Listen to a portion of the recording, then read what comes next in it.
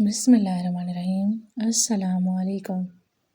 شفیق صاحب نے بچوں کے لیے کروڑوں کی جائیداد چھوڑی تو بھائیوں نے بہن کی شادی ایک پھیری لگانے والے سے کر دی جو بہت غربت میں زندگی گزار رہے تھے۔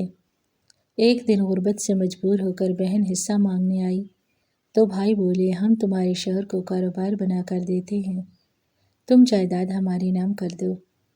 بھولی بہن نے ایسا ہی کیا تو بھائیوں نے اسے فروٹ کی ریڑھی لگوا دی اور کروڑوں کی جائیداد ہڑپ کر گئے۔ سکینہ آنکھوں میں آنسو لیے کبھی واپس نہ آئی۔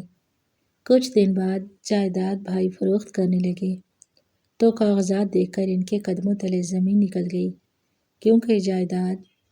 سکینہ ایک عالیشان بنگلے کے آگے کھڑی بے بس دروازے کی طرف دیکھ رہی تھی۔ اپنی انگلیاں بار بار چٹکا رہی تھی۔ اسے سمجھ نہیں آ رہا تھا کہ اندر جائے یا وہیں سے پلٹ آئے، مگر اس کی غربت اس کی غیرت کو مات دینے لگی اور بالآخر اس نے ڈور بیل پر ہاتھ رکھ دیا۔ سخت تپتی دھوپ میں وہ بار بار ماتھے پر آیا پسینہ صاف کر رہی تھی۔ آج اسے اپنے بھائیوں کے سامنے ہاتھ پھیلانے جانا تھا۔ اپنے شوہر کے لیے اپنی انا اور خودداری کو ایک طرف رکھ کر تیسری بار دروازہ بجانے پر دروازہ ایک ملازم نے کھولا۔ وہ سرتا پیر سکینہ کو دیکھنے لگا، پھر کہنے لگا، معاف کرو بی بی۔ وہ کافی جھنجھلایا ہوا لگتا تھا، جیسے ابھی سو کر اٹھا تھا، اور دروازہ بند کر دیا۔ سکینہ تو شرم کے مارے پانی پانی ہو گئی، کیونکہ وہ ملازم اسے کوئی فقیر نہیں سمجھ بیٹھا تھا۔ سکینہ نے اپنی خجالت پر قابو پایا اور پھر سے دروازہ بجانے لگی۔ تیسری یا چوتھی بار دروازہ بجانے پر وہ ملازم پھر سے بیزاری سے شکل بنا کر باہر نکلا۔ سکینہ کو دیکھنے لگا، اپنی جیب سے مڑا توڑا 10 روپے کا نوٹ نکال دیا۔ اس سے پہلے سکینہ اسے پکڑتی وہ ملازم دروازہ بند کر دیتا۔ سکینہ نے اپنے چہرے سے چادر ہٹائی۔ بوڑھا ملازم چند لمحے کے لیے بالکل ساکت ہو گیا۔ اس کی تو جیسے بولتی بند ہو گئی۔ کہنے لگا، سکینہ بی بی، آپ یہاں؟ وہ ملازم اس قدر حیران پریشان تھا کہ اس کی زبان اٹکنے لگی۔ پھر ایک دم سے وہ سکینہ کے سامنے ادب سے جھک گیا، اپنے دونوں ہاتھ سینے پر باندھ لیے اور کہنے لگا، معاف کر دو بی بی صاحبہ، میں آپ کو پہچان نہیں پایا۔ اس پر سکینہ کہنے لگی، رامو کاکا، کوئی بات نہیں، میرا حلیہ ہی ایسا ہے کہ میں فقیرنی کم سے کم نہیں لگتی، آپ کا اس میں کیا قصور بھلا؟ رامو کاکا سکینہ کے گھر کا بہت پرانا ملازم تھا۔ جب سکینہ کے والد حیات تھے اور سکینہ اس گھر میں ہر جگہ چہکتی پھرتی، شفیق صاحب نے سکینہ کو بہت لاڈوں سے پالا تھا۔ رامو کاکا اکثر سکینہ کے ساتھ کھیلتے۔ جب اس کی 2 چوٹیاں ہوتی، وہ ان کی چوٹیوں کو پکڑ کر کھینچتے تو سکینہ بابا سے رامو کاکا کی شکایت لگانے بھاگی جاتی۔ شفیق صاحب بہت بڑے بزنس مین تھے اور سکینہ ان کی لاڈلی بیٹی تھی، جو 3 بھائیوں کی پیدائش کے بعد پیدا ہوئی تھی اور سب سے چھوٹی تھی۔ مگر سکینہ کی پیدائش پر ہی اس کی والدہ زندہ نہ رہ سکیں۔ شفیق صاحب نے اسے ماں اور باپ دونوں بن کر پالا۔ جب سکینہ چھوٹی تھی تو بھائی بھی لاڈ اور پیار جتاتے تھے، کیونکہ تب دلوں میں منافقت نہیں تھی اور نہ ہی شراکت داری۔ تب دل صاف تھے، بالکل آئینے کی طرح۔ مگر جیسے وقت گزرتا گیا، سکینہ بڑی ہوتی گئی، شفیق صاحب کا بزنس بھی اور زیادہ پھیلتا گیا۔ وہ 3 فیکٹریوں کے مالک تھے، جن کی آمدنی کروڑوں میں تھی۔ جب سکینہ کے بھائی بڑے ہوئے اور باشعور ہوئے تو انہیں پیسوں کی چمک کے آگے محبت ماند پڑتی دکھائی دینے لگی، کیونکہ انسان کے پاس جتنے بھی زیادہ پیسے آ جاتے ہیں، وہ مزید لالچ میں آ جاتا ہے کہ میرے پاس اس سے بھی زیادہ ہو جائے۔ شفیق صاحب کے تینوں بیٹے ہی پیسوں کے پجاری تھے، حالانکہ شفیق صاحب خود ایسے نہیں تھے۔ ان میں غرور اور تکبر نام کی کوئی چیز نہیں تھی، بلکہ وہ غریبوں میں بھی اپنی دولت بانٹتے۔ یہ بات بیٹوں کو بری لگتی تھی کہ ان کی محنت کی کمائی ان کا باپ غریبوں میں بے دریغ لٹا رہا ہے۔ ان کا بس چلتا تو ایک ایک پائی جوڑ کر رکھتے۔ بھائیوں کی نسبت سکینہ بہت بھولی بھالی سی تھی، اسے دنیاوی پیسوں سے اتنی زیادہ غرض نہیں تھی۔ وہ بہت سیدھی سادی بچی تھی، بالکل بھلی مانس اعلیٰ میاں کی گائے۔ شفیق صاحب کو سکینہ سب سے زیادہ پیاری لگتی تھی اور بیٹے اس بات سے جلتے تھے، مگر شفیق صاحب کو پتہ تھا سکینہ کا دل کتنا شفاف ہے، بالکل آئینے کی طرح۔ اس کے دل میں منافقت نہیں تھی، نہ ہی کسی کے متعلق کوئی بغض تھا۔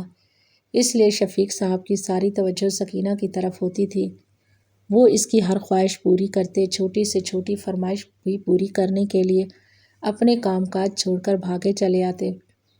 سکینہ کے لیے تو اپنے بابا سے بڑھ کر اس دنیا میں کوئی بھی عزیز نہیں تھا۔ وہ اس کے لیے ایسا گھنا سایہ تھے جس کی چھاؤں میں وہ تھوڑی دیر کے لیے سستا لیتی تھی۔ مگر زندگی بہت ہی زیادہ ناقابل بھروسہ چیز ہے، یہ انسان کو چھاؤں سے تپتے صحرا میں پٹکنے میں ایک لمحہ بھی نہیں لگاتی۔ سکینہ کے ساتھ بھی کچھ ایسا ہی ہوا تھا، کیونکہ اس کی خوشیوں بھرا آنگن ایک دم سے سونا ہونے والا تھا۔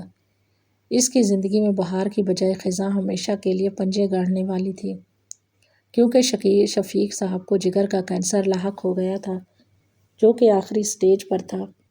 شفیق صاحب کو ہر وقت سکینہ کی ہی فکر ستائے رکھتی تھی۔ نہ جانے اس کی بچی کا کیا بنے گا، اس کے بھائی تو اسے نوچ کھائیں گے، کیونکہ شفیق صاحب کو اس بات کا اندازہ ہو گیا تھا کہ سکینہ کے بھائی صرف اور صرف پیسے کے پجاری ہیں۔ ان کے نزدیک ان کی بہن کی کوئی اہمیت نہیں ہے، اس لیے وہ ہر وقت پریشانی میں رہتے۔ انہیں اپنی بیماری سے زیادہ سکینہ کے مستقبل کی فکر تھی۔ وہ دن رات اس کے غم میں گھلتے رہتے۔ سکینہ کو اس بات کا پتہ نہیں تھا کہ شفیق صاحب کو جگر کا کینسر ہو گیا ہے، وہ بھی آخری سٹیج پر، اور ان کا علاج ناممکن ہے، کیونکہ کینسر اب پورے جسم میں پھیل چکا تھا، بچنے کا کوئی چانس نہیں تھا۔ شفیق صاحب کے پاس تھوڑے سے دن رہ گئے تھے۔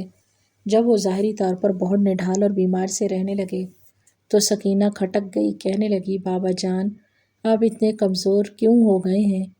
آپ کی آنکھوں کے گرد سیاہ حلقے پڑ گئے۔ اور بابا اس کے سر پر ہاتھ رکھتے تھے، کہتے، میری بچی، میرا وقت آن پہنچا ہے، نہ جانے میرے بعد تیرا کیا ہوگا۔ تو ابھی بہت ہی بھولی ہے، تجھے تو دنیا داری کی کچھ بھی خبر نہیں، کوئی بھی تیرا فائدہ اٹھا سکتا ہے۔ مجھے ہر وقت تیری فکر ستائے رکھتی ہے۔ وہ بالکل ہکا بکا اپنے باپ کو دیکھ رہی تھی۔ اس نے کبھی سوچا بھی نہیں تھا کہ اس سے اس کا باپ بچھڑ جائے گا، کیونکہ ماں کا سایہ تو بچپن میں ہی اس سے جدا ہو گیا تھا، اب باپ کا سایبان بھی چھننے والا تھا۔ وہ دن رات اپنے بابا کے سرہانے لگ کر روتی رہتی، مگر کسی کے آنسو اپنے پیاروں کو واپس نہیں لا سکتے۔ انہیں ایک دن جانا ہی ہوتا ہے، ہمیں بالکل اکیلا چھوڑ کر۔ وہ دن قیامت بن کر شروع ہوا تھا۔ اس کی زندگی بکھر کر رہ گئی، کیونکہ شفیق صاحب جس دن مر گئے تھے، سکینہ کے سارے خواب، ساری خوشیاں بھی اس کے ساتھ قبر میں دفن ہو چکی تھیں۔ وہ منو مٹی تلے سو چکے تھے۔ سکینہ ابھی اپنے باپ کے غم سے ہی نہیں نکلی تھی کہ اس کے بھائی اس کے سر پر سوار ہو گئے اور کہا کہ تمہاری شادی کرنی ہے۔ سکینہ ان کو ایسے دیکھنے لگی جیسے ان کے سر پر سینگ آ گئے ہوں۔ کہنے لگی، کیا مطلب ہے بھائی؟ بابا کو مرے ہوئے بھی وقت ہی کتنا ہوا ہے، آپ کو میری فکر کیوں ستا رہی ہے؟ کیا میں آپ پر بوجھ ہوں؟ مگر ان کے بھائی جذبات سے عاری لہجے میں بولے کہ جلد سے جلد بہنوں کے فرض سے سبکدوش ہونا چاہیے۔ بابا جان کی بھی یہی نصیحت تھی کہ سکینہ کی شادی جلدی کر دینا، کیونکہ بچیاں اپنے گھروں میں ہی اچھی لگتی ہیں۔ ماں باپ کا گھر تو ان کے لیے پرایا ہوتا ہے، ایک مہمان خانہ ہوتا ہے۔ آخر کب تک اس مہمان خانے میں ٹھہرا جا سکتا ہے؟ سکینہ اپنے بھائیوں کی بات سن کر زاروں قطار رونے لگی، کہنے لگی، میں آپ کو کبھی تنگ نہیں کروں گی، آپ پر کبھی بوجھ نہیں بن کر رہوں گی۔ خدا کے لیے مجھے میرے گھر میں رہنے دیجیے، مجھے میرے بابا کے گھر میں رہنا ہے۔ ان کی یادیں ہیں اس گھر میں ہر وقت ان کی یادوں میں کھونا چاہتی ہوں، انہیں محسوس کرنا چاہتی ہوں، ان کے کمرے میں رہنا چاہتی ہوں، آپ کو کبھی تنگ نہیں کروں گی۔ خدا کے لیے اتنا بڑا فیصلہ، اتنا بڑا ظلم مت کیجیے۔ مگر بھائی فیصلہ کر چکے تھے، وہ تو بس اپنی رائے مسلط کرنے آئے تھے، نہ کہ سکینہ کی رائے مانگنے اور اس کی آہو بکا اور جذباتی بلیک میلنگ سننے۔ سکینہ روتی دھوتی رہی اور اس کی رخصتی کا دن آ گیا۔ وہ اپنے بابا کے کمرے میں ان کی تصویر سے لپٹ کر زاروں قطار رو رہی تھی، جس کا غم آنکھوں کے رستے آج بہہ جانے کو تیار تھا، کیونکہ اسے تو یہ بھی پتہ نہیں تھا کہ اس کی شادی کس کے ساتھ ہو رہی ہے۔ نہ ہی کسی نے پوچھنے کی زحمت کی تھی، اسے تو اپنے بابا کے ساتھ رہنا تھا۔ نہ جانے یہ بھائی اس کی جان کے دشمن کیوں بن گئے تھے، اس کے اور شفیق صاحب کے درمیان جدائی کیوں پیدا کر رہے تھے۔ ملازم جنہوں نے سکینہ کو اپنے ہاتھوں سے پالا تھا، خاص طور پر رامو کاکا، سکینہ کی ایسی حالت دیکھ کر خون کے آنسو رو رہے تھے، مگر وہ بے بس تھے۔ وہ ایک ملازم تھے، ان کی اوقات ہی کیا تھی کہ وہ اس کے ظالم اور جابر بھائیوں کو روک سکتے، کیونکہ اس کے بھائیوں نے تو اس پر ظلم کی انتہا کر دی تھی۔ اس کا رشتہ ایک پھل فروش اور غریب خاندان کے لڑکے سے طے کر دیا تھا، اور آج اس کی رخصتی کا دن تھا۔ وہ لڑکا جس کا نام افضل تھا بالکل حواس باختہ تھا۔ اسے تو یقین ہی نہیں آ رہا تھا اپنی قسمت پر کہ وہ جھونپڑی سے نکل کر بنگلے میں اپنی بارات لے کر آئے گا۔ وہ خوشی سے زیادہ حیرانگی کا شکار تھا۔ اسے شک تھا کہ شاید سکینہ کوئی اپاہج لڑکی ہوگی یا بھینگی ہوگی، اس لیے اس کے بھائی اس کی شادی غریب خاندان کے لڑکے سے کرنا چاہتے ہیں، کیونکہ امیر خاندان میں اس کی شادی نہیں ہوئی ہوگی۔ مگر جب اس نے دلہن کے روپ میں سکینہ کو دیکھا تو اسے اپنا آپ اور بھی زیادہ نیچے لگنے لگا۔ وہ تو کسی حور سے کم نہیں تھی۔ اسے تو اپنی قسمت پر جتنا رشک آتا کم تھا۔ سکینہ رامو کاکا کے گلے لگ کر خوب روئی تھی، کیونکہ اس گھر میں وہی اس کا ہمدرد تھا، اس کے بابا کی جگہ تھا۔ مگر اس نوکر کی اتنی اوقات نہیں تھی کہ وہ سکینہ کی قسمت بدل سکتا، اس لیے وہ اس کے ساتھ زاروں قطار رو رہا تھا، اسے رخصت کر رہا تھا۔ اور آج اتنے سالوں بعد وہ سکینہ کو اپنے سامنے دیکھ کر جیسے بالکل ہی ڈر سا گیا تھا۔ اس کی حالت بالکل کسی فقیر کی جیسی تھی۔ وہ سائل بن کر ان کے در پر آئی تھی۔ کیسے ظالم بھائی تھے جو خود تو اپنے باپ کی چھوڑی ہوئی کروڑوں کی جائیداد پر عیش کر رہے تھے، اور سکینہ کا حصہ بھی انہوں نے ہی نہیں دیا تھا، خود ہی ہڑپ کر لیا۔ رامو کاکا کا آنکھوں میں ڈھیر سارا غم لیے سکینہ کو دیکھ رہے تھے۔ انہوں نے سکینہ کے سر پر ہاتھ رکھا اور اسے جلدی سے اپنے کوارٹر میں لے گئے۔ ٹھنڈا پانی پلایا۔ سکینہ کا پسینے سے برا حال ہو چکا تھا۔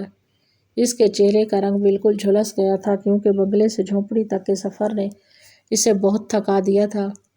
اس کا چہرہ جو جوان اور تر و تازہ ہوا کرتا تھا، اس پر غربت کی زنگ آلود تہ جمی ہوئی تھی، جس کی وجہ سے اس کا حسن ماند پڑ چکا تھا۔ کاکا دیر تک اسے دیکھتے رہے، پھر کہا، سکینہ بیٹا، تم کہاں چلی گئی تھی؟ میں نے تمہیں کہاں کہاں نہیں تلاش کیا۔ تم تو ایسی رخصت ہوئی کہ اس گھر سے دوبارہ کبھی پلٹ کر دیکھا ہی نہیں۔ سکینہ نے ایک سرد آہ بھری اور رامو کاکا سے کہنے لگی، اب اس گھر کا مالک ہی نہیں رہا تو یہ گھر بھی میرا نہیں رہا، کیونکہ ایک وہی تو تھا جو میرا اپنا تھا۔ سکینہ کی آنکھوں میں بیتے دنوں اور ماضی کا دکھ رقم تھا۔ کہنے لگی کہ مجھے اپنے بھائیوں سے ملنا ہے، کیونکہ میرے حالات بہت زیادہ خراب ہیں۔ میرا شوہر جو کہ ایک پھل فروش ہے، اس کا کاروبار بند پڑ گیا، ہم بالکل فاقوں پر آ گئے ہیں۔ مجھے اپنے بھائیوں سے اپنا حصہ مانگنا ہے، کیونکہ بابا نے کچھ تو میرے لیے چھوڑا ہوگا، شاید وہ حصہ میرے پیٹ بھرنے کے لیے کافی ہو اور ہم میاں بیوی اپنی گزر بسر کر سکیں۔ رامو کاکا حیرت سے سکینہ کو دیکھ رہے تھے۔ یہ وہ سکینہ تھی جو شفیق صاحب کے دل کا ٹکڑا تھی۔ بھلا انہوں نے سکینہ کے لیے کیوں نہ کچھ چھوڑا ہوگا۔ وہ سکینہ کو اس کے بھائیوں کے پاس لے گئے، جو بڑی ٹھاٹھ اور عیش سے سکینہ کے حصے کی دولت پر قبضہ جما کر بیٹھے تھے، اور ان کا پیٹ بھر بھی نہیں رہا تھا۔ انہوں نے اپنے سامنے سکینہ کو کھڑے دیکھا تو ایک دم حیرت میں گم ہو گئے۔ ہمیں تو لگتا تھا کہ سکینہ مر کھپ گئی ہوگی بھوک سے بلک بلک کر، کیونکہ ان کا یہی منصوبہ تھا کہ ایک ٹٹپونجے سے سکینہ کی شادی کر دینا، تاکہ وہ جلدی اپنی غربت میں مر جائے اور جائیداد میں وہ کروڑوں کا حصہ مانگنے نہ آ جائے۔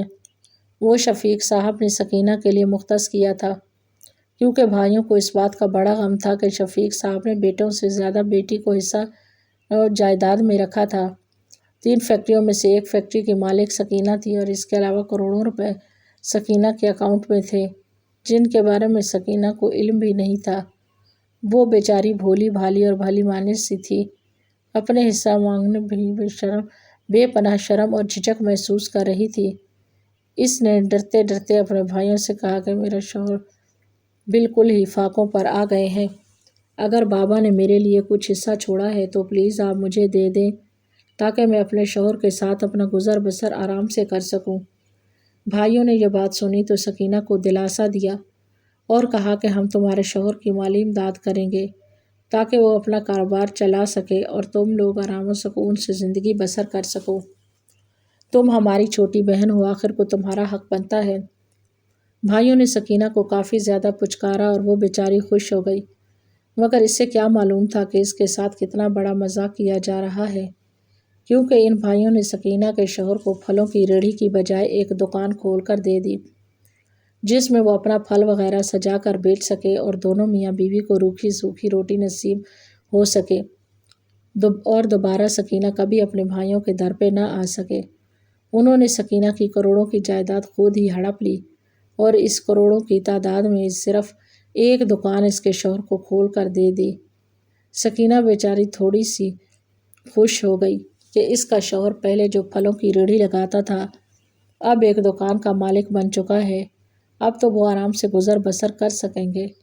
وہ بیچاری اس بات سے بے خبر تھی کہ اس کے بابا جو اس کے دل و جان سے عزیز بابا تھے، جنہوں نے کبھی بھی سکینہ کو آنچ تک نہ آنے دی تھی، کیا وہ سکینہ کو ایسے ہی چھوڑ دیتے اور ساری کی ساری جائیداد ان بھائیوں کو دے دیتے؟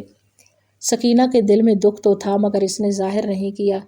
اس کے لیے تو اتنا ہی کافی تھا کہ وہ اس کا شوہر رات کو بھوکے نہ سوئیں اور کھانا کھا کر سوئیں، چاہے روکھی سوکھی ہی صحیح۔ وہ واپس پلٹ کر اپنے بھائیوں کے پاس کبھی نہیں آئی تھی، کیونکہ وہ بار بار اپنے لیے اپنا حق نہیں مانگ سکتی تھی۔ اسے شرم آتی تھی اور اس کی خودداری اور نفس آڑے آ جاتے تھے۔ جن بھائیوں کو خود احساس نہیں تھا کہ اپنی بہن کا حصہ اسے دے دیتے، ان کو احساس دلانے کا کیا فائدہ؟ وقت یوں ہی گزرتا گیا اور سکینہ کے بھائی خدا کی پکڑ میں آ گئے، کیونکہ کسی کا حق کھانے والے کو اللہ تعالیٰ اس دنیا میں بھی سزا دیتا ہے اور آخرت میں بھی بے پناہ عذاب سے نوازتا ہے۔ ایک دن ان کی دونوں فیکٹریوں میں ایسی آگ لگ گئی کہ ہر چیز جل کر راکھ ہو گئی۔ یہ تینوں فیکٹریاں ہی تو تھیں جن سے وہ کروڑوں کما رہے تھے۔ تیسری فیکٹری جو کہ سکینہ کے نام تھی، وہ اس صحیح سلامت بچ گئی۔ یہ اللہ تعالیٰ کا سب سے بڑا معجزہ تھا اور ایک نصیحت ان مادہ پرست بھائیوں کے لیے تھی، مگر پھر بھی وہ نہیں سمجھے۔ انہوں نے سکینہ کے نام کی فیکٹری اور اس کے نام کے شیئر بیچنے کی کوشش کی اور جب وکیل سے ان کی بات ہوئی تو ان کے پیروں تلے سے زمین نکل گئی، کیونکہ وکیل صاحب جو کہ شفیق صاحب کے دوست بھی تھے، ان کے بہت بھروسے والے وکیل تھے۔ شفیق صاحب نے مرنے سے پہلے ان کو وصیت کی تھی جس کے مطابق سکینہ کے شیئرز اور فیکٹری اس کے بھائیوں کو بیچنے کی بالکل بھی اجازت نہیں تھی، اور اگر کسی نے بھی اس پر قبضہ کرنے کی کوشش کی تو اسے جیل کی سزا ہوگی۔ جتنا عرصہ بھی وہ سکینہ کے علاوہ کسی اور کے قبضے میں رہے گی، اس کا تمام منافع سکینہ کو دے دیا جائے اور فیکٹری بھی اس کے حوالے کی جائے۔ سکینہ کے بھائی یہ وصیت سن رہے تھے اور ان کے ماتھے پر پسینے کی بوندیں آ رہی تھیں، کیونکہ انہوں نے تو آج تک کسی بھی وصیت کو سننے کی کوشش ہی نہیں کی تھی کہ ان کے والد صاحب کیا کر کے گئے تھے۔ انہوں نے تو بس اپنی منمانی کی تھی اور اپنی سرکشی میں اس حد تک آگے بڑھ گئے تھے کہ خدا کی پکڑ میں آ گئے۔ وکیل کی بات سن کر وہ ایک دم سکتے میں آ گئے، کیونکہ سکینہ کی جائیداد ہی اب باقی رہ گئی تھی، ورنہ دونوں فیکٹریوں کو تو وہ گنوا ہی چکے تھے۔ اگر وہ فیکٹری بھی سکینہ کے حوالے کر دیتے تو سڑک پر آ جاتے، جیسا کہ وکیل صاحب کہہ رہے تھے کہ جتنا عرصہ بھی اس فیکٹری پر قبضہ ہوا اور اس کا منافع ملا وہ بھی سارے کا سارا سکینہ کو دینا ہوگا، کیونکہ یہ منافع نہ دینے کی صورت میں مجرموں کو غبن کے کیس میں سزا دی جائے گی۔ تینوں بھائی سر پکڑ کر بیٹھ گئے، کیونکہ انہیں اپنا مستقبل بالکل تاریک لگ رہا تھا۔ انہوں نے آج تک جتنی بھی عیاشیاں کی تھی وہ سب اب ختم ہو گئی تھیں اور وہ سڑک پر آ گئے تھے، جیل جانے والے تھے، کیونکہ ان کے پاس اتنے پیسے نہیں تھے کہ وہ منافع سکینہ کے حوالے کر دیتے، جو کروڑوں کے جائیداد کی مالک تھی۔ ادھر سکینہ نے اپنی جھونپڑی میں اپنے شوہر کے ساتھ روکھی سوکھی کھا کر سکون کی نیند سو رہی تھی، اور ادھر اس کے بھائی بنگلے میں رہتے ہوئے بھی بے سکون تھے، کیونکہ انہیں راتوں کو نیند نہ آتی تھی۔ کسی یتیم کہا کہ 3 سال سے کھانے کے بعد سکون کی نیند بھلا کیسے آ سکتی ہے؟ انہیں خود سے زیادہ فکر اپنے بچوں کی تھی۔ یہ ان کے ساتھ ہی سڑک پر آ جاتے، کیونکہ اب وہ چھوٹے چھوٹے بچوں کے باپ تھے اور وہ ان بچوں سے چھت چھیننا نہیں چاہتے تھے، اسی لیے اگلے ہی دن سکینہ کو تلاش کرنے لگے۔ انہیں تو یہ بھی پتہ نہیں تھا کہ سکینہ رہتی کہاں ہے اور کس حال میں ہے۔ آج سکینہ کے لالے پڑ گئے تھے۔ انہوں نے اس جھونپڑی میں ڈھونڈ لیا جہاں 2 منٹ کے لیے کھڑا ہونا بھی محال تھا۔ سکینہ کو تو جگہ نہیں مل رہی تھی کہ اپنے سیٹھ بھائیوں کو کہاں بٹھائے، اس لیے شرمندگی سے وہ ٹوٹی ہوئی کرسی کے علاوہ گھر میں کچھ بھی نہیں تھا، مگر سارے بھائی سکینہ کے پیروں میں گر گئے اور زاروں قطار رونے لگے۔ سکینہ تو اس اچانک افتاد پر گھبرا گئی تھی اور اسے یقین نہیں آ رہا تھا کہ سوٹ بوٹ میں ملبوس ہاتھ ایک فقیرنی کے سامنے کیوں ڈھیر ہو چکے ہیں۔ اتنے میں رامو کاکا بھی جھونپڑی میں آ گئے۔ سکینہ نے ان سے پوچھا تو رامو کاکا مسکرانے لگے اور کہنے لگے کہ آج تمہارے بھائیوں کی عقل ٹھکانے آ گئی ہے، کیونکہ خدا کی لاٹھی بے آواز ہوتی ہے۔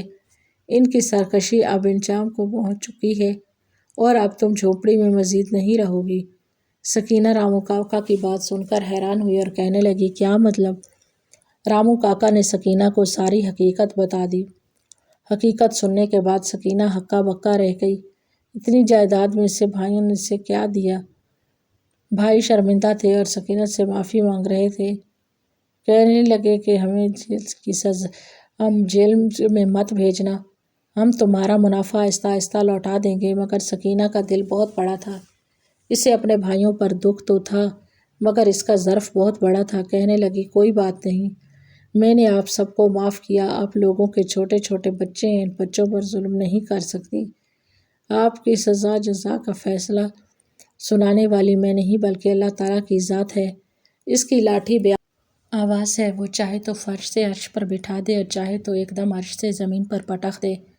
آج سکینہ بالکل آسودہ حال تھی، اپنے شوہر اور بچوں کے ساتھ اسی بنگلے میں زندگی گزار رہی تھی اور اس کے بھائی بھی اسی بنگلے میں رہتے تھے اور سکینہ کے رحم و کرم پر پل رہے تھے، کیونکہ اپنا حصہ تو وہ گنوا چکے تھے اور سکینہ کے حصے پر پل رہے تھے۔ سکینہ نے اپنے بھائیوں کو اپنے ساتھ ہی رکھا تھا مگر اب سب سکینہ کے ہاتھ میں تھا، کیونکہ اسے اس کے صبر کا پھل مل چکا تھا۔ کہانی اچھی لگے تو ویڈیو کو لائک کریں اور ہمارے چینل کو سبسکرائب کریں۔ شکریہ، اللہ حافظ۔